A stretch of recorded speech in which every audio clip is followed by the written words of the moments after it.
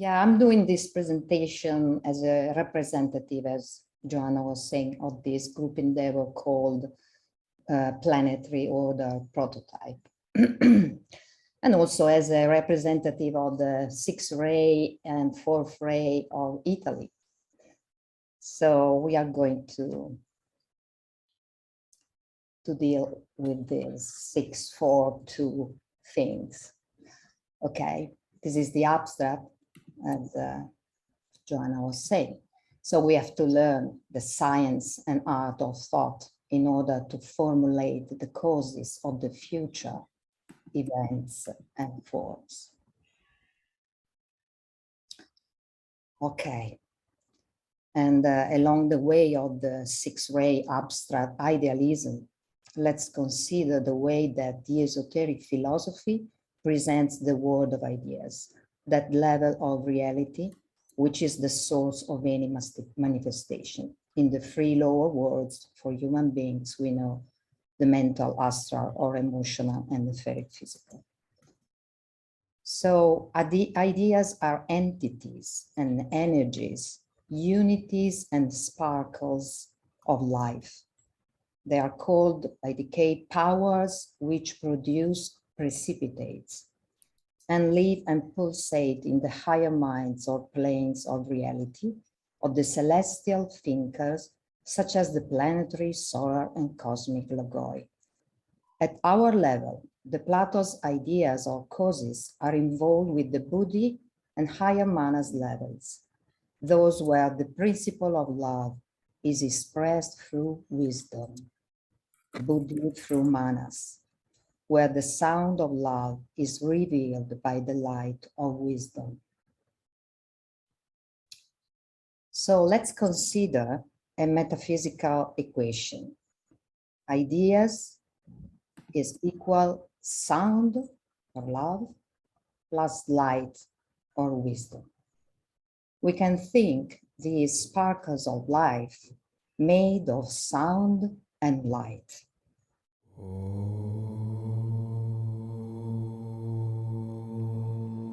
Sound is the first creating agent of space, of Akasha, of that infinite, fiery substance that is the pure love energy of life. And light reveals it. Light reveals the work of the sound, the very nature of sound creating in space, its direction or will, since light is the rhythmic motion of fire.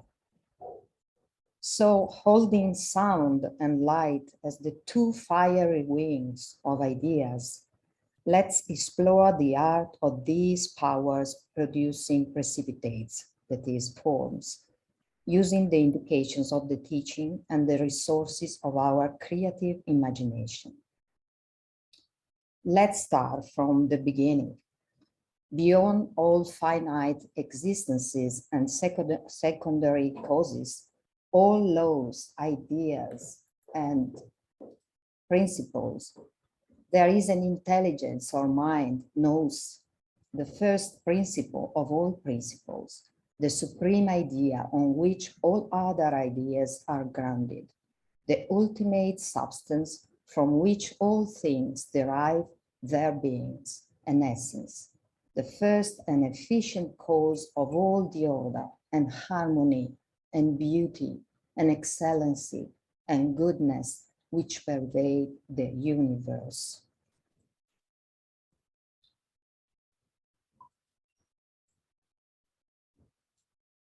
This mind is called, by way of preeminence and excellence, the supreme good, the God, Theos, and the God overall.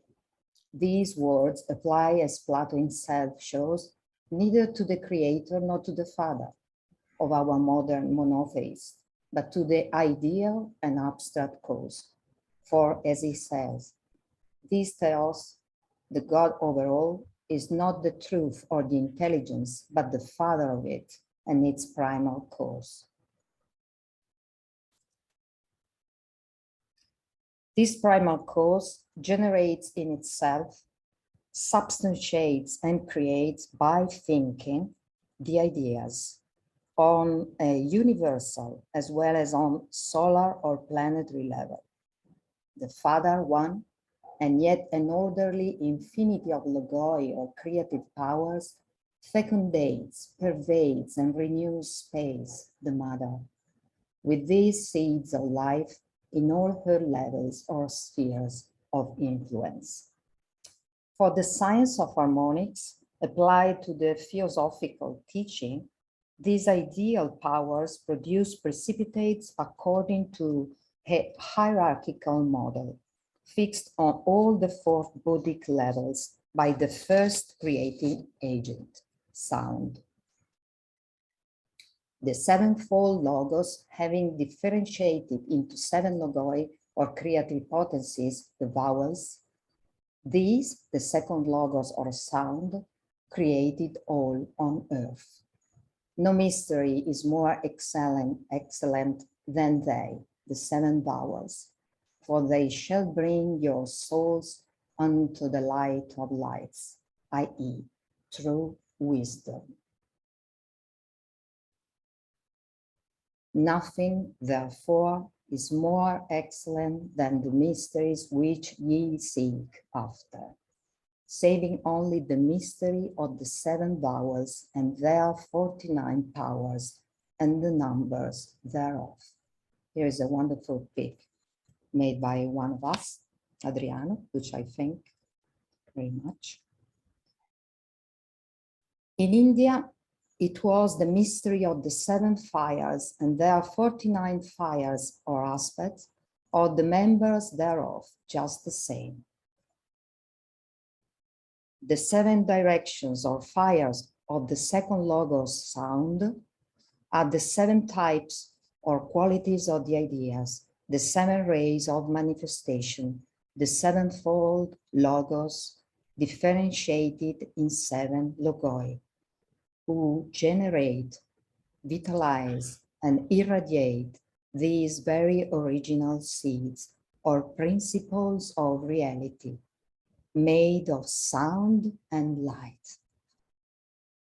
The seven rays organize their living units, the cosmic ideas, into 1, 3, 7, 49 primary orders, the 49 fires of Brahma, along their seven directions of thought, emanated and transmitted by the lords and hierarchies of the starry systems or higher constellations, in a geometrical progression of septenaries up to the galactic and intergalactic systems of the manifested universe.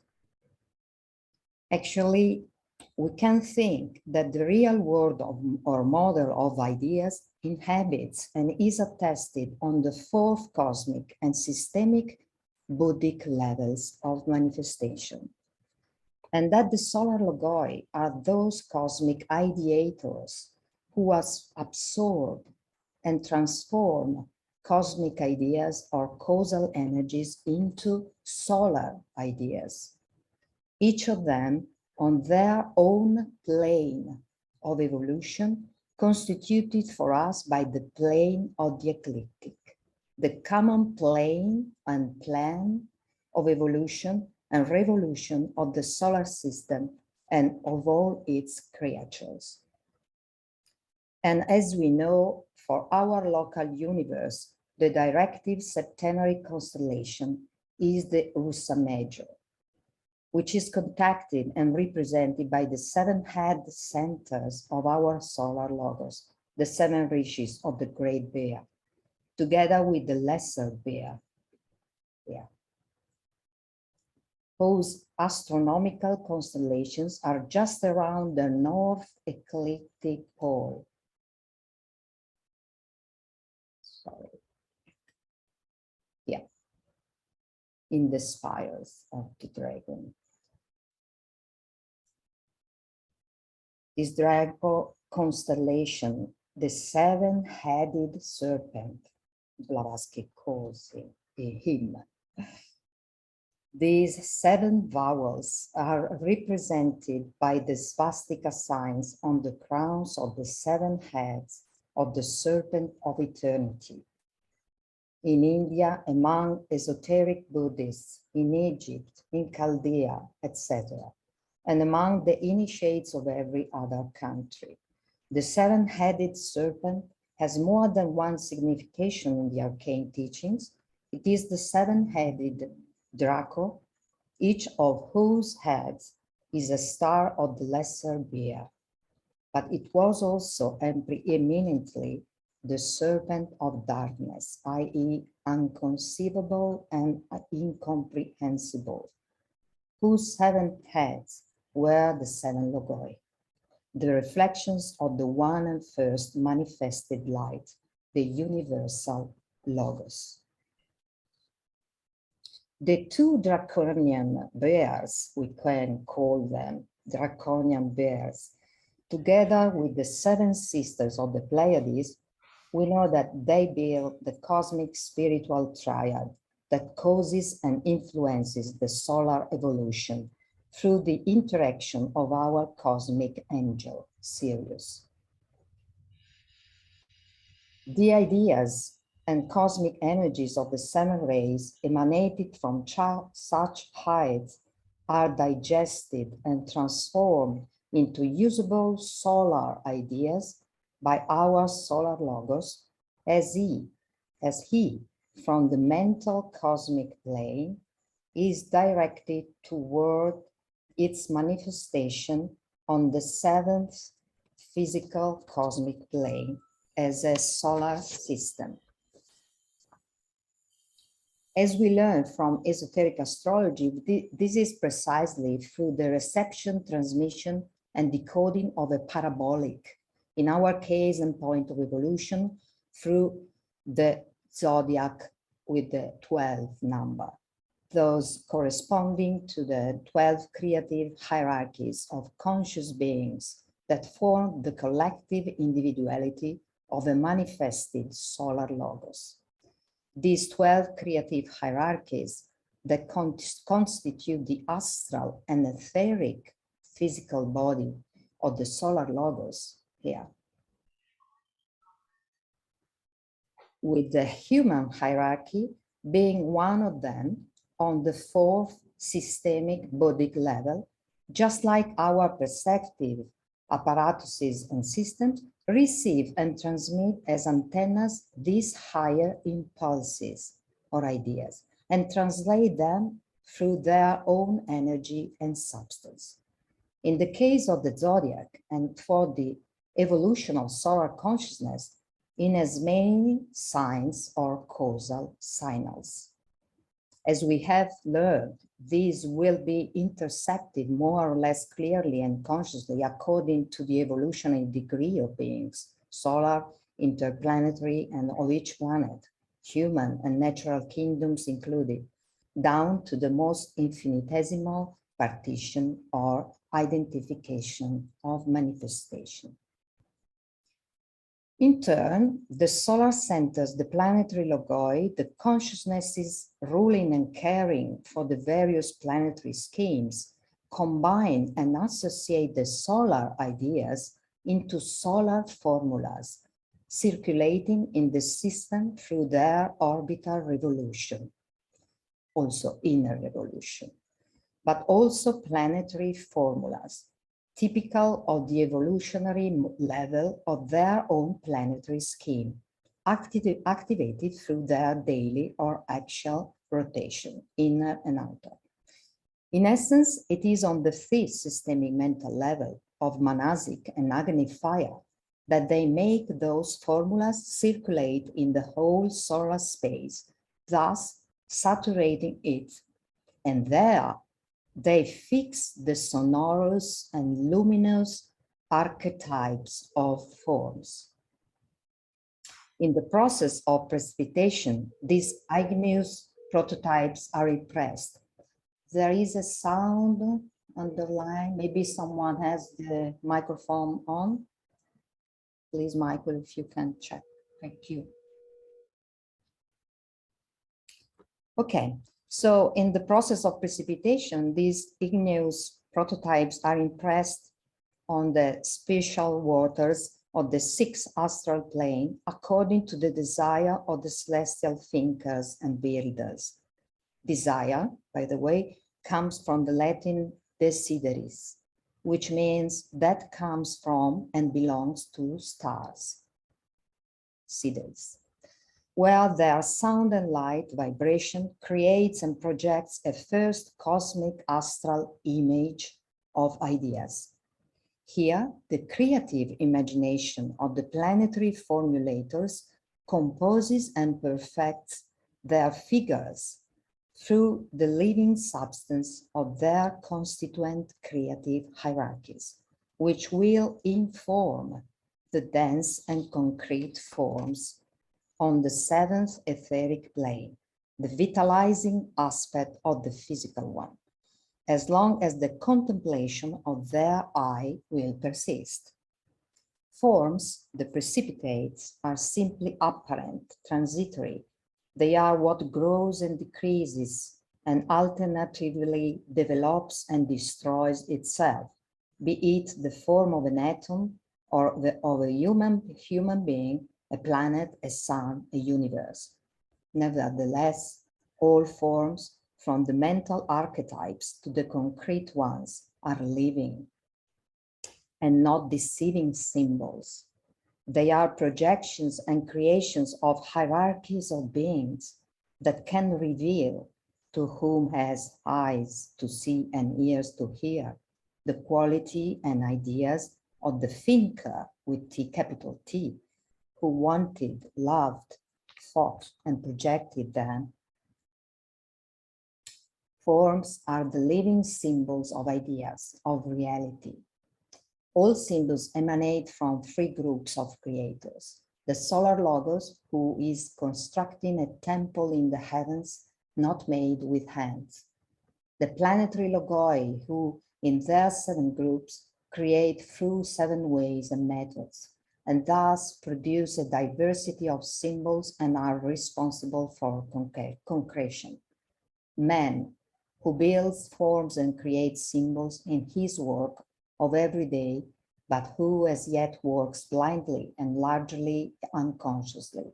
Nevertheless, he merits the name of creator because he utilizes the faculty of mind and employs the rational quality.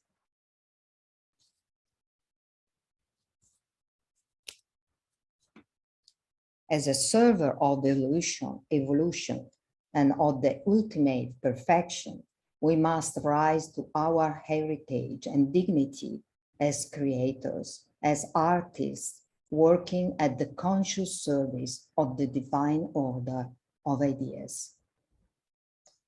With respect to this, the current state of the art is such that we have in the world at this time the many and varied attempts to straighten out affairs along business, national, economic, social, and other lines to produce some system and order and to bring about the rearranging of all energies with the objective, unrealized consciously as yet, of inaugurating the new age. Owing, however, to the defective mental control and to an almost universal ignorance as to the laws of thought, and in addition to a profound lack of knowledge as to man's own nature, man works blindly.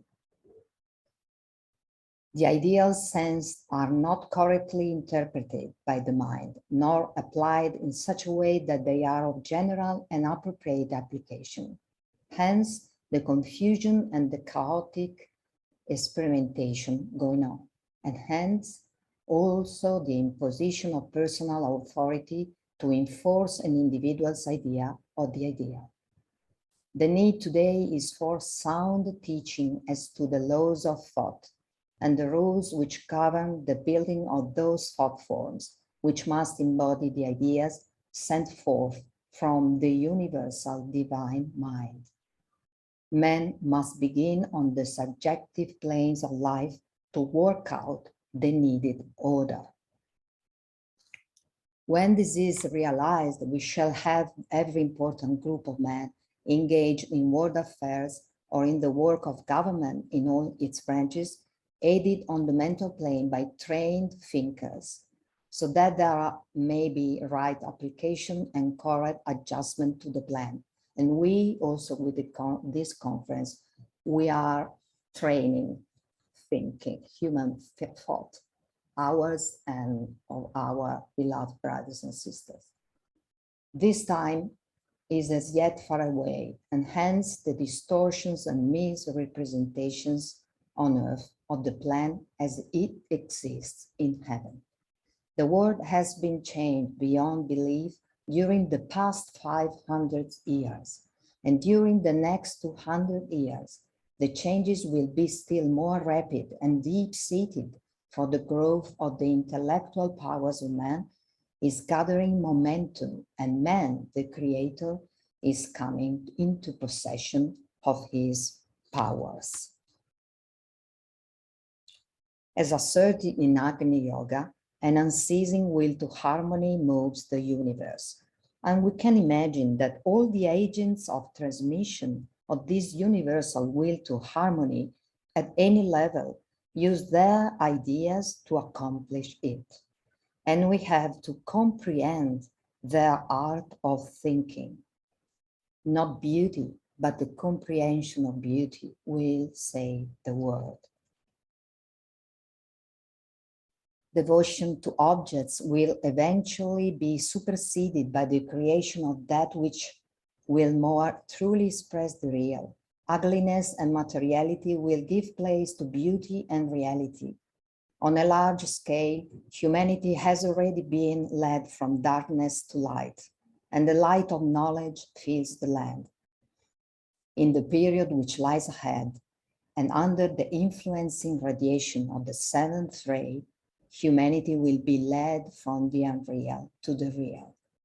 This is the first initiation, and we had Michael, that is the birth or rebirth to the spiritual or philosophical dimension of things, makes possible for the individual and will make possible for the mass of man.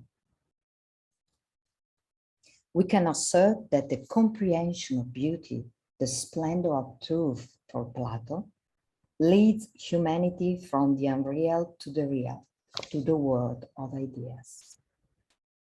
Besides, this is really the gift of the current Taurus-Scorpio axis, the very direction of our fourth human creative hierarchy, and the fourth ray.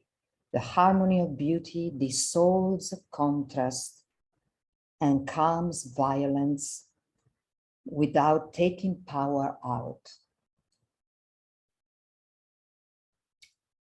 This is our destiny and cosmic duty or right, the restoration of the harmonic order of ideas, that is, of the plan of light and love on earth.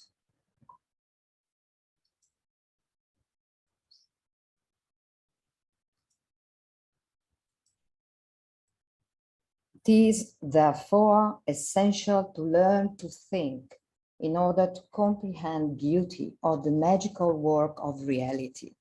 Learn to use our manas to express our sixth principle and fourth ray, Buddhi, the Christ symbol. This science and art of thought, in order to formulate the causes of the evolutionary events and forms, clearly concerns those human consciousnesses capable of holding the mind steady in the light, and is summarized and so by the esoteric tradition.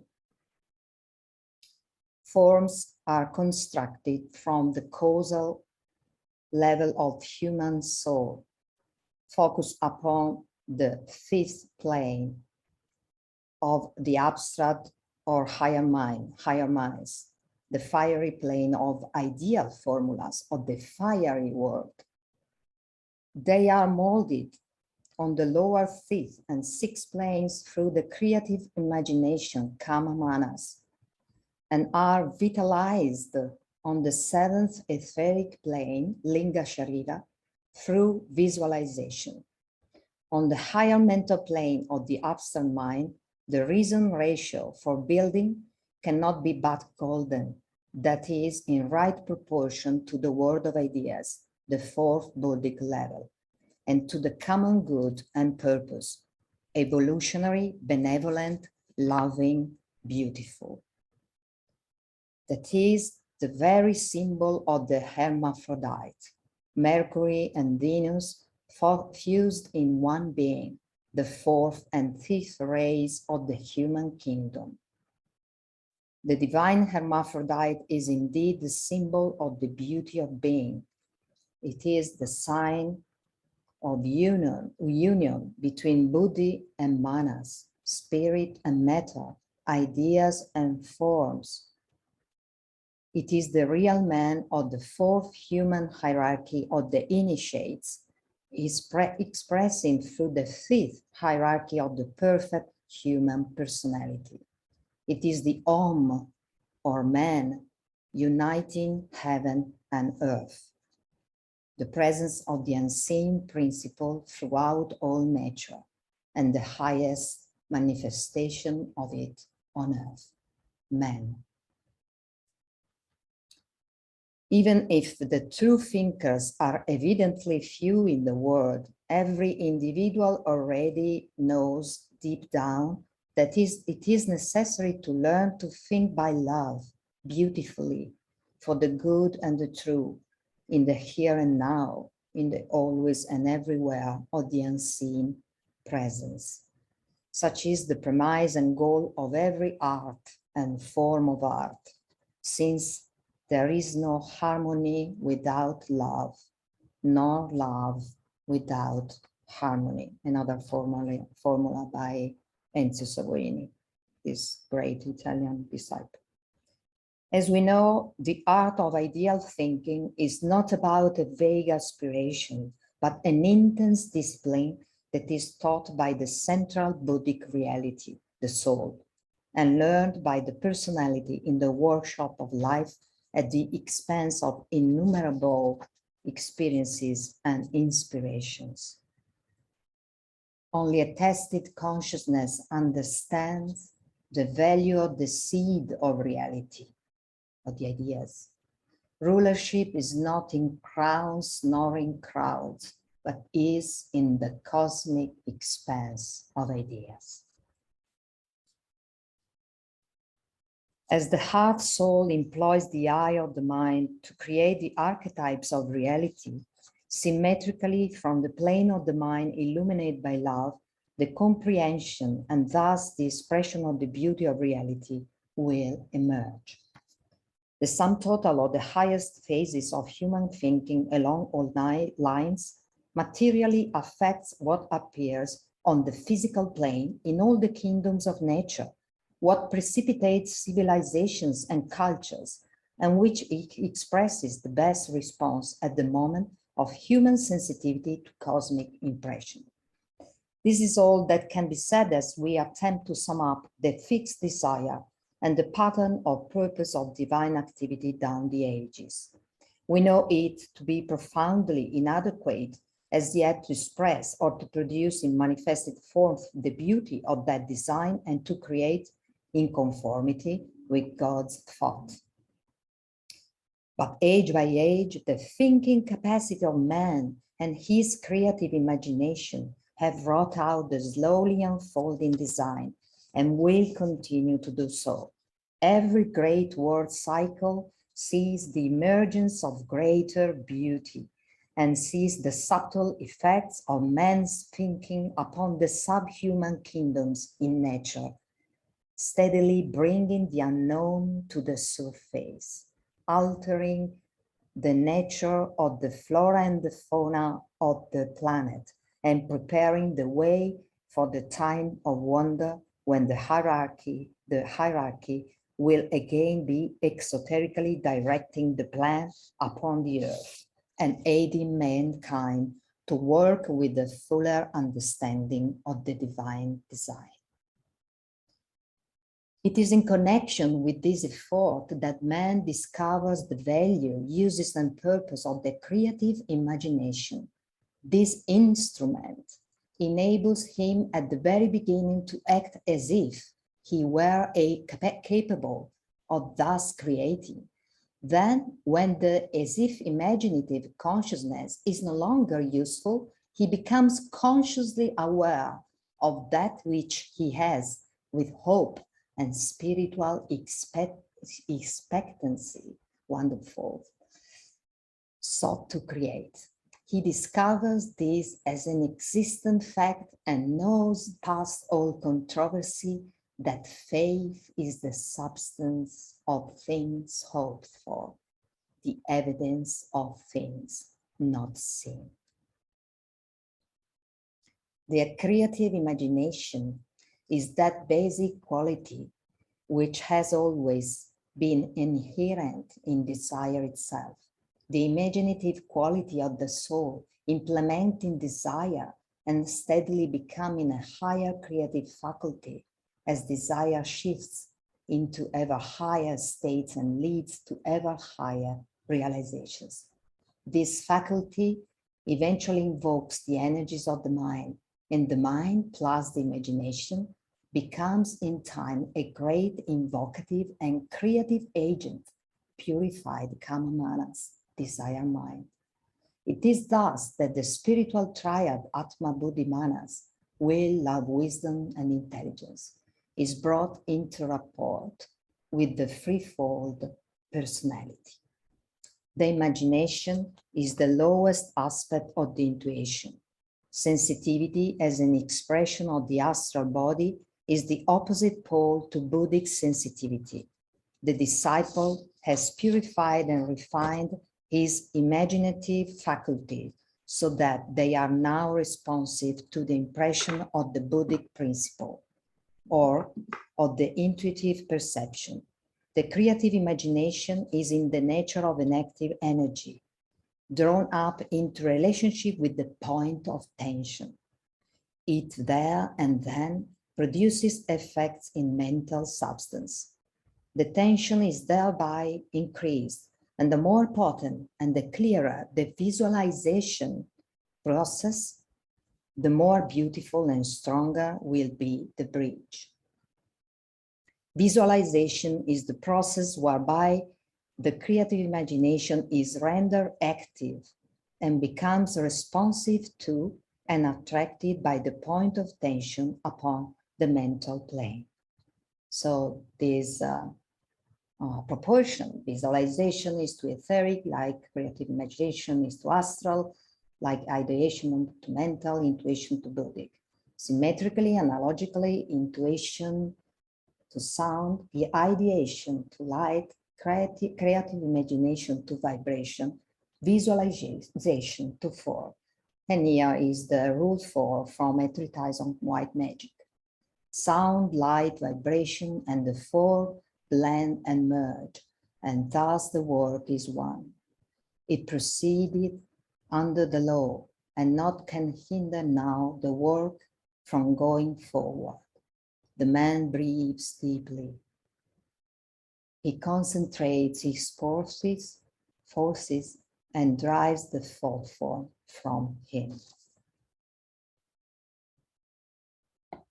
In Madame Blavatsky's words, there can be no objective form on earth, nor in the universe either, without its astral prototype being first formed in space, and astral for Blavatsky was the etheric.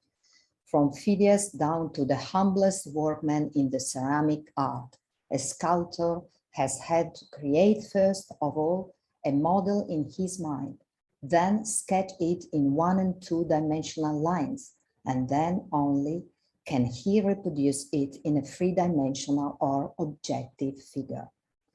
And if human mind is a living demonstration of such successive stages in the process of evolution, how can it be otherwise when nature's mind and creative powers are concerned?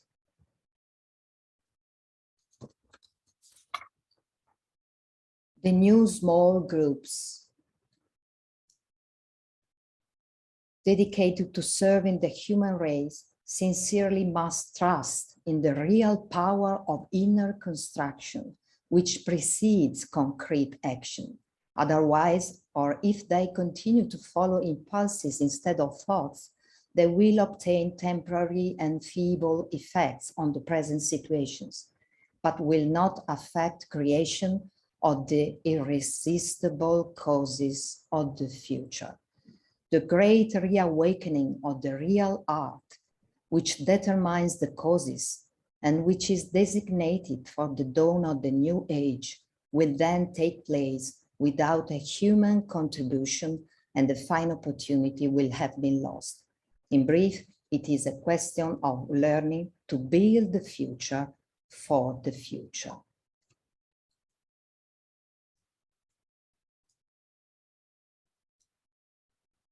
In such a system of hearts and thinkers, which is the universe, ideas are the guarantee for our infinite, creative, luminous, and sonorous power, which is that soul force liberating the prisoners of the planet. And learning the art of ideas, we work out the plan, and working out or following the plan, the purpose will be ultimately revealed. The initiate, as he progresses upon the path of initiation, works first with the idea, then with the ideas, then with the hierarchical plan in a wide and general sense, and finally reaches the point where he comes under the influence of the purpose of Sanat Kumara. Then the will of the Lord of the world will stand revealed to him. Initiates in the past were admitted into the world of ideas, of intuitional perception, or of Buddhic awareness. Their task was to transform these ideas into ideals. Thus, they presented spiritual goals and hierarchical objectives to the race, this being their major form of service. Today, owing to the pronounced development of mankind, the accepted disciples of the world, those who have undergone the first initiation, and their name is Legion, and the initiates of higher degree have objectives which their mental unfoldment has made possible. And we are going to the end. They can be admitted into divine areas of consciousness, which are conditioned and brought into being, and not by divine ideas, but by the divine will. Their perception of that will be according to the degree of the initiatory control. Their task is therefore to perceive the plan, which is the hierarchical mode of implementing the divine will, plus the purpose, which is perceived by the heads of the hierarchy. They have also to undertake to see that that plan becomes a factual expression upon the physical plane and a part of the recognized consciousness of humanity as a whole. For a first attempt to formulate into 49 goals the hierarchical evolutionary plan, and to enliven it in a group or soul work formation, following the celestial rhythms on the ecliptic solar plane, as I have presented in a past presentation, see the text asserting the planetary plan in the documents page of TPS, the planetary system.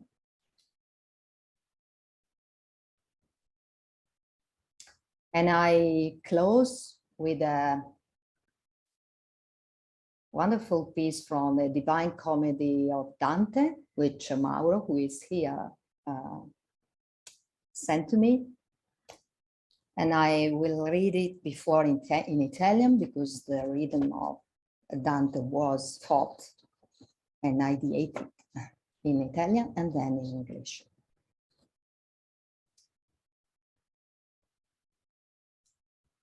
L'acqua che io prendo giammai non si corse, Minerva aspira e conducemi Apollo, e 9 muse mi dimostran l'orse.